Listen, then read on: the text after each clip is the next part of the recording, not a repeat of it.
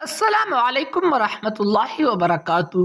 ناظرین کرام، آج 11 محرم کے حوالے سے ایک نہایت خوبصورت قرآنی وظیفہ پیش کیا جا رہا ہے۔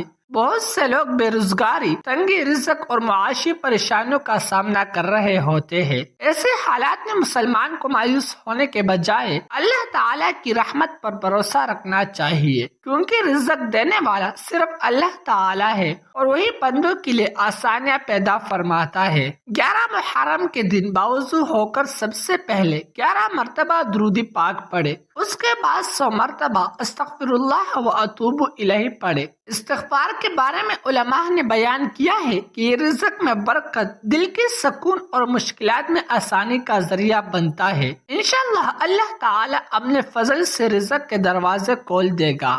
اس کے بعد 313 مرتبہ یا رزاق کو پڑھے۔ یہ اللہ تعالیٰ کے مبارک ناموں میں سے ایک نام ہے۔ پڑھنے کے بعد اللہ تعالیٰ سے عاجزی کے ساتھ دعا کرے کہ وہ آپ کے لیے حلال رزق، اچھی ملازمت اور معاشی آسانی کے اسباب پیدا فرمائے۔ دعا کے وقت یقین رکھے کہ اللہ تعالیٰ ہر چیز پر قادر ہے اور ہمیں بھی ضرور دعا میں یاد کرے۔ پھر سورہ مزمل کی ابتدائی آیات یا جتنا آسانی سے ممکن ہو قرآن کریم کی تلاوت کرے۔ اس کے بعد یہ دعا مانگے، اے اللہ میرے لیے حلال رزق کے دروازے کھول دے، میری بے روزگاری کو روزگار میں بدل دے، میرے معاملات میں برکت عطا فرما اور مجھے اپنے فضل سے بے نیاز فرما۔ انشاءاللہ اللہ تعالی بہتر سے بہتر راستے پیدا فرمائے گا۔ ناظرین کرام، یاد رکھیں کہ وظیفے کے ساتھ محنت، کوشش، دعا اور حلال ذرائع اختیار کرنا بھی ضروری ہے۔ اللہ تعالی اپنے بندوں کی محنت کو ضائع نہیں فرماتا۔ اگر